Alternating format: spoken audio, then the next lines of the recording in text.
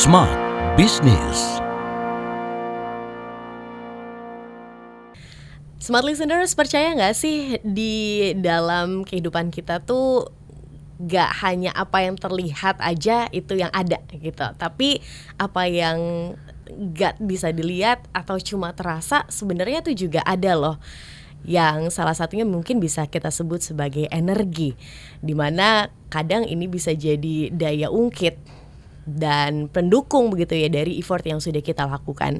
Dalam podcast Smart Business di kesempatan kali ini Tasya Rustama akan temani Anda dan kita akan bahas seputar hal ini bersama dengan Coach Reo atau yang akrab suka dipanggil sebagai Koko Healing. Hai Coach. Kata Tasya. Hai, kita ketemu lagi podcast bisnis nih. Kita ngomongin energi bisnis nih, Coach. Tapi Coach Reo sendiri setuju nggak sih bahwa bisnis itu kadang-kadang ya cocok-cocokan, jodoh-jodohan begitu ya, tergantung energinya, benar nggak? Iya, memang menarik ya kalau saya dulu, terutama karena latar belakang saya juga kan dari dunia bisnis gitu ya. Saya cobain usaha berulang kali, gagal, ganti lagi, usaha gagal lagi, ganti gagal lagi gitu ya, berkali-kali. Nah, terus ada satu momen yang cukup menarik ketika dulu salah satu kayak partner saya, dia bilang gini, bro, kamu harus coba ikut training ini gitu. Jadi kayak dia ajakin ke training gitu, trainingnya 3 hari. Nah, dia bilang ini membedah tentang alam bawah sadar manusia. Hah, apa tuh alam bawah sadar gitu kan? Dia bilang ternyata manusia itu ada pikiran sadarnya, terus ada alam bawah sadarnya. Dulu dia bilangnya gitu. Tapi ternyata kalau sekarang lebih dikenal pikiran bawah sadar. Nah, jadi kayak di kelas itu tuh saya ada satu sesi yang namanya forgiveness therapy. Itu menarik. Jadi kayak terapi memaafkan lah gitu. Nah, jadi singkat kata kayak dihadirkan orang tuanya, terus kita disuruh minta maaf kayak gitu. Mereka juga kayak diilustrasikan kayak minta maaf sama kita. Nah, di masa itu tuh aku bingung gini, karena kan hubunganku baik ya sama orang tua aku. Sama mama papa tuh kalau datang bisa peluk-pelukan gitu. Biasa kan orang jarang yang peluk-pelukan, apalagi kalau dari kayak keluarga Chinese tuh agak kayak sungkan gitu buat. Ya, tapi kalau aku tuh udah biasa peluk-pelukan, ketemu mereka juga happy-happy gitu. Pas lagi sesi itu aku bisa nangis luar biasa banget sampai yang kayak kebawa banget sama emosinya, yang kayak marah, keselnya aku tuh ternyata banyak banget yang ketampung dari masa lalu, itu kebuang semua di situ. Jadi pas meledak-ledak nangis-nangis, abis selesai tuh kayak leganya luar biasa, kosong, bener-bener selesai. Nah, semenjak dari situ aku ngerasain kayak kelegaan yang bener-bener luar biasa banget, kayak tenang banget. Abis itu yang lucunya, saya lagi ngerjain bisnis itu udah ada 1,5 tahun saya kerjain bisnis, salah satu usahanya saya itu yang barengan sama partner yang ini. Usahanya tuh nggak jalan gitu, jadi kayak udah dicobain, gagal lagi. Tiba-tiba pas hari itu tuh ada transferan masuk ke rekening. Wah, lumayan ya, ada 600.000 gitu. Terus wah, ini mungkin rezeki nomplok nih dapat dari ini gitu ya. Wah, money magnetnya jalan gitu kan. Tapi besok nggak tahu lah bener nggak apa. Pokoknya jangan berharap deh gitu. Terus besokannya lagi transferan lagi 500.000, transferan lagi 1 juta, ada transferan lagi. Pokoknya setiap hari sampai hari ini belum pernah berhenti. Wow. Jadi kayak setiap hari tuh ada transferan gitu. Jadi kayak saya nggak pernah nyangka bahwa hal seperti ini tuh ada sebelumnya, karena saya udah ibaratnya banyak ikut kelas macam-macam. Tapi ternyata kelas yang saya ikutin kebanyakan kelas teknikal, how to, cara dan langkah, strategik secara psychological. Jadi lebih karena bicara skill, strategi, kayak gitu. Jadi kemampuan dan keterampilan. Nah, tapi ternyata di dalam tubuh kita bisa menyimpan satu struktur yang kita juga nggak tahu, yang tadi dibilang alam bawah sadar itu.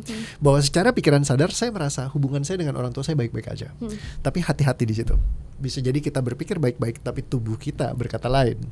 Nah, jadi ternyata di alam bawah sadarnya itu sampai yang nangis-nangis energinya, vibrationnya begitu luar biasa masif.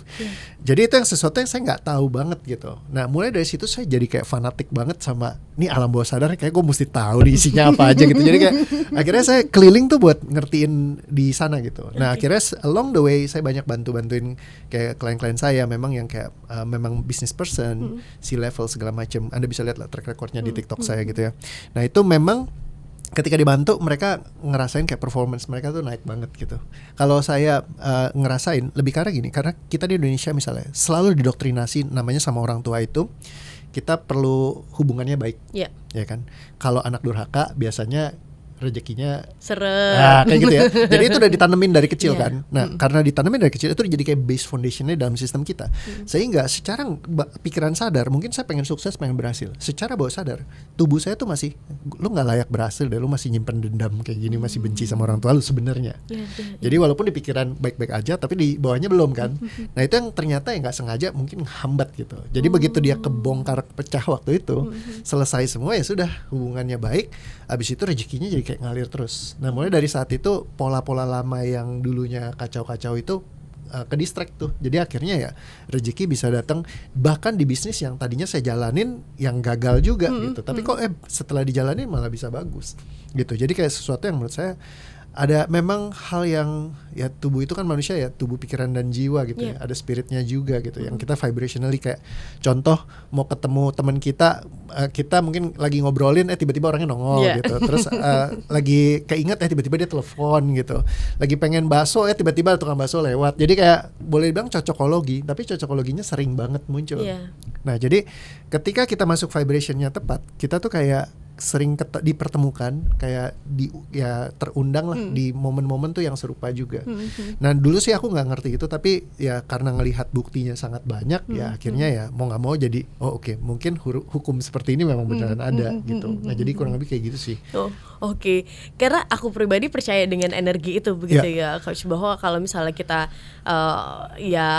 energinya bagus, energinya oke ya akan mendatangkan energi yang sama gitu. Pun kalau andai kata kita lagi uring-uringan, lagi nggak oke, lagi negatif lah bisa dibilang ya, nanti juga akan mendatangkan yang sama.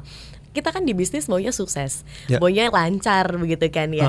Sementara agar bisa sampai sukses, bisa sampai lancar kan butuh nih energi positif, energi bagus yang akhirnya mendatangkan rezeki. Dari yang sudah Coach pelajari, apa yang dibutuhkan agar kita bisa satu vibrasi nih dengan rezeki yang kita miliki, terutama dalam hal bisnis? Ya, sebenarnya kayak mesti selarasnya itu sih. Jadi kadang-kadang di dalam bisnis pun kayak kita misalnya punya trauma masa lalu gitu ya, kayak pernah gagal, pernah segala macam. Nah kadang-kadang ketakutan-ketakutan itu dia masih nyangkut di dalam sistem bawah sadarnya. Jadi kayak itu yang bikin orang kayak tanpa dia sadari justru ngundang hal-hal yang tidak diinginkan. Jadi misalnya contoh, saya banyak menemukan pola ketika justru misalnya mungkin lebih gampang kalau kita bikin kayak bentuk manusia lah ya. Banyak banget yang datang ke saya tuh untuk masalah hubungan gitu. Jadi pengennya laki-laki yang baik gitu yang datang.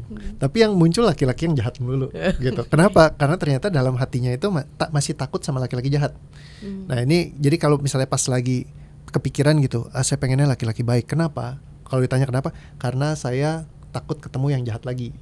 Nah, takut ketemu yang jahat lagi, ketemu jahat lagi, ketemu jahat lagi, ketemu jahat lagi, ketemu jahat lagi, ketemu jahat lagi, ketemu jahat lagi, ketemu jahat lagi, ketemu jahat lagi, ketemu jahat lagi, ketemu jahat lagi.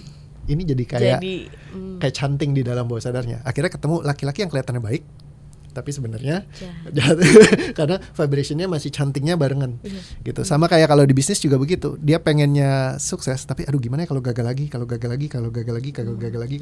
akhirnya ketemu sama bisnis yang gagal.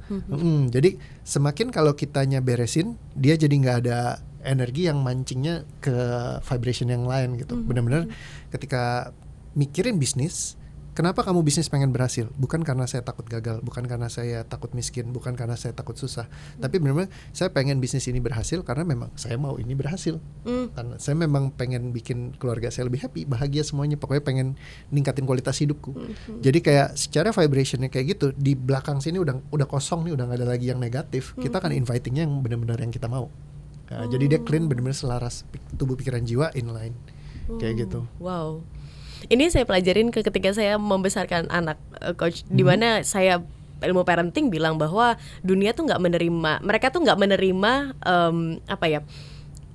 ucapan negatif. Jadi kalau nggak boleh makan es krim, mereka nggak tahu nggak boleh, tapi boleh makan es krim gitu. Berarti ini konsepnya sama ya dengan itu. Ya mungkin dalam hal ini mirip-mirip karena kalau misalkan untuk lebih karena kalau misalnya mau ngeset goal sih. Jadi kayak kalau goal itu jangan dimasukin yang negasi. Dan juga kita mesti menghindari misalkan contoh ya, kalau berdoa itu jangan yang kayak Tuhan selamatkanlah aku dari mara bahaya. Nah misalnya kalau berdoanya selamatkan aku dari mara bahaya, artinya kalau mau diselamatkan dari mara bahaya, kita harus ketemu yang namanya Mara bahaya. mara bahaya. Jadi dalam satu doa yang sama kita mau diselamatkan dari mara bahaya. Jadi kamu harus ketemu mara bahaya terus, dulu. karena kamu nggak sengaja kamu ngundangin di dalam doanya kamu kayak gitu. Jadi doa tuh jangan pengen lunas hutang, karena kalau mau lunas hutang berarti harus ada hutang dulu baru bisa lunas. dilunasin. Jadi kalau misalkan nanti udah mau lunas hutangnya, dia harus ke-maintain doanya, karena setiap doanya adalah lunas hutang. Gimana mau lunasin hutang kalau hutangnya selesai? Jadi sebelum hutangnya selesai akan ada muncul hutang baru dulu, supaya bisa terus berlanjut doanya melunasi hutang, kayak gitu. Nah itu pattern unconscious sih, bawah sadar ya, menarik memang. Kayak gitu. Dan ini erat banget kalau misalnya kita ngomongin di bisnis kan, karena ya walaupun bisnis terlihat bisa kita jalani, bisa dirasa gitu, tapi energinya ini yang nggak kelihatan, ibaratnya absurd begitu kan ya, Yes, sure. Coach, nggak bisa kita pegang dan cuma ya bisa tercipta ketika misalnya dari pola itu ya. Ya, mungkin kita paling gampang sense-nya adalah kamu track aja kayak 5 tahun ke belakang, improve gak?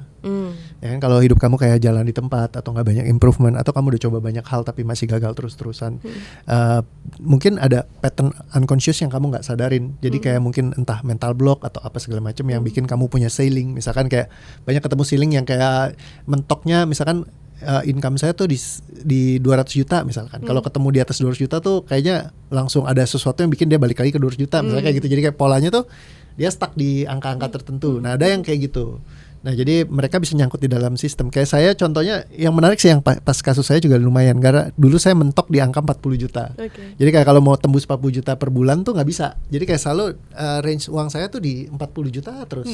Nah ternyata pas saya telusurin ada satu pengalaman yang saya inget banget, yaitu pas lagi saya datang ke acara eventnya Pak Yohanes Simatupang. Nah dia itu dulu diamond di salah satu perusahaan MLM. Jadi beliau bilang gini, ini ada kursi paling depan, siapa yang mau maju ke depan, siapa yang mau jadi diamond silakan maju ke depan. Saya yang maju ke depan.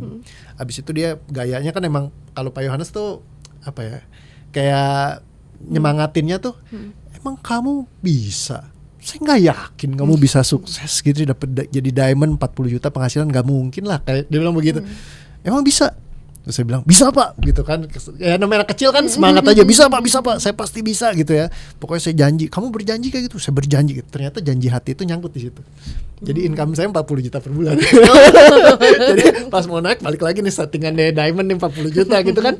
Jadi akhirnya nyangkut terus, padahal diamondnya udah kena inflasi gitu. Itu kan 2004 ya saya di sana gitu. Jadi kayak udah jauh banget gitu. 40 juta saat itu mah Saat gede itu ya. Saat ini kan udah gak relevan gitu. Jadi wah memang ya, kalau diingat kan dulu lagunya Melisa, abang tukang bakso, mari aku mau beli satu mangkok saja 200 perak, yang banyak baksonya. Sekarang 200 perak dapetnya kuah doang kali ya. Dapat omelan abang ya. Aduh, ya kayak gitulah. Jadi ya memang dinamiknya lain ketika kita mungkin menemukan apa yang menjadi problemnya kita bongkarin, bisa jadi dia berubah polanya. Kayak gitu. Nah begitu dari pecahin ya, jadi bisa tembus keluar gitu. Kalau nggak ya susah nyangkut di situ terus. Ngejaga energi bisnis ini biar sinkron terus gimana, Coach? Kalau misalkan sebenarnya kalau udah dibongkar, dia akan beda termostatnya. Jadi jalurnya akan lain. Kalau ceilingnya masih nyangkut ya dia susah buat ditembus ke atas. Tapi once dia udah ketembus, udah lebih gampang tuh. Nah ibaratnya kayak gulungan momentum tuh kayak bola salju, yang kegulungnya tuh lebih gampang karena dia udah nggak ada yang kayak ngehambatnya lagi. Nah jadi ketika dia memang dibongkar dengan benar, itu dia bisa ke level yang lebih tinggi. Tapi nanti kalau udah muncul mentok lagi, nah kita mesti telusurin lagi tuh, apalagi yang nyangkut. Nah jadi kadang-kadang nge-break itu mungkin kalau aku senangnya kayak dari baca buku gitu kan, kita jadi tahu oh insight apa nih yang ternyata yang berbenturan sama keyakinan kita dulu. Terus bukan sekedar keyakinan, tapi gimana caranya biar ngeberesin itu benar-benar kita bisa cabut dari sistem kita bisa di replace gitu. Nah itu yang lebih penting sih, sama nemuin kira-kira benih-benihnya ini nyangkut di mana. Nah kalau ketika diberesin dia bisa buat lebih gampang. Mungkin ini bicaranya teknikal sih ya. Soalnya kalau ditanya kayak ke dokter gigi, dok gimana sih cara cabut gigi? Ya dicabut aja. Ya kan, cuman buat nyabut gigi tuh ada sekolahnya sendiri gitu sampai bertahun-tahun kan ngambil udah jadi dokter ada spesialisasinya lagi gitu kan. Jadi kayak nggak segampang itu juga. Tapi ya buat mereka memang seperti itu gitu. Nah mungkin kalau ya kayak tadi ya yang bisa saya sarankan adalah ya ngeberes-beresin strukturnya ini. Jadi kalau misalkan strukturnya dia rapi, akan lebih gampang buat dia mungkin meraih apa yang dia mau. Oke, strategi bisnis satu hal, manajerial satu hal, kemampuan skill satu hal.